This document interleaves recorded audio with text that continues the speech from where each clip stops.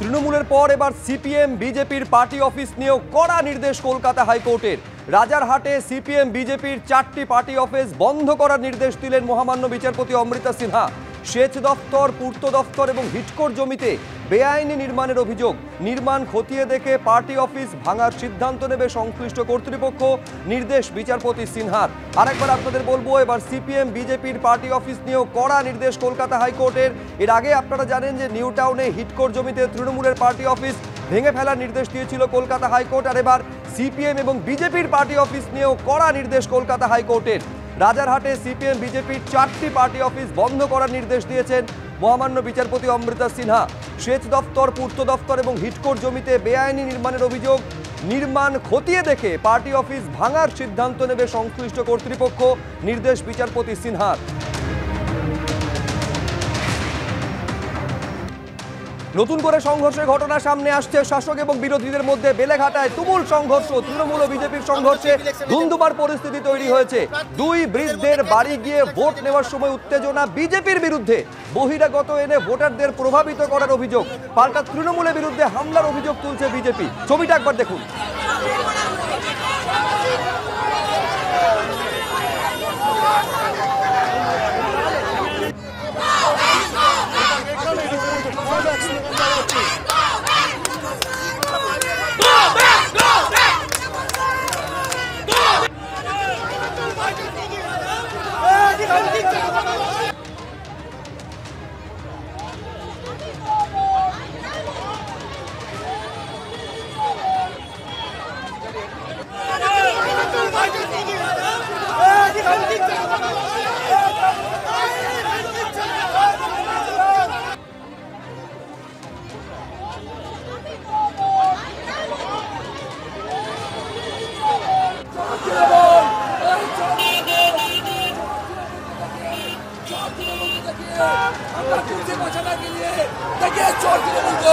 चोर तृणमूल को देखिए,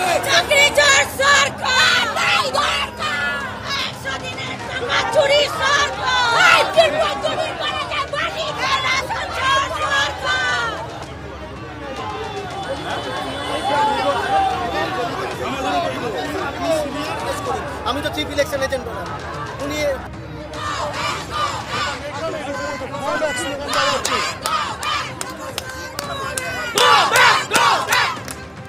85 বছরের ঊর্ধ্বে যাদের আজ ভোটিং চলছে, এই 165/30 বেলেঘাটা মেন রোড এই গলির মধ্যে 2 নম্বর ওয়ার্ড আছে, 35 নম্বর ওয়ার্ড। আমাকে ও এখানে আমার পোলিং এজেন্ট, আমি ওকে ঢোকাতে, তার আগে ওকে ধাক্কাধাক্কি করে বার করে দেয়। আমি chief election agent Tapas Roy, আমি ঢোকাতে আসি ওকে, আমি কাউকে নিয়ে আসি, আমি নিজে এসেছি, গাড়ি থেকে নেমেছি। আমাকে যখন 1-150 লোক মিলে মারতে আসছে, তখন ও রাস্তা দিয়ে যাচ্ছিল, ও দেখে আমায় নেমে পড়েছে, নেমে আমায় বাঁচাতে যায়, বাঁচাতে গিয়ে ওকে ধরে ওখানে মারে। এখানে বিজেপির একটা লোক আমাদের নয়, এলাকার নয়, সব এলাকা বিজেপি লোকরা এসছে। এখানে এই ঝামেলা ঝঞ্ঝাট অসাধিক মেয়েদের কর্মী গায়ে, মহিলা কর্মী গায়ে হাত তুলেছে। এখানে তো মাত্র 2টো ভোট রয়েছে, 35, হ্যাঁ 85 ঊর্ধ্ব যাদের ভোটটা ফ্যাক্টর না, ফ্যাক্টর হচ্ছে এই 2টো ভোটের জন্য বাইরে দিয়ে কেন এতগুলো লোককে নিয়ে আসবে? একটাও লোক এখানকার লোক নয়।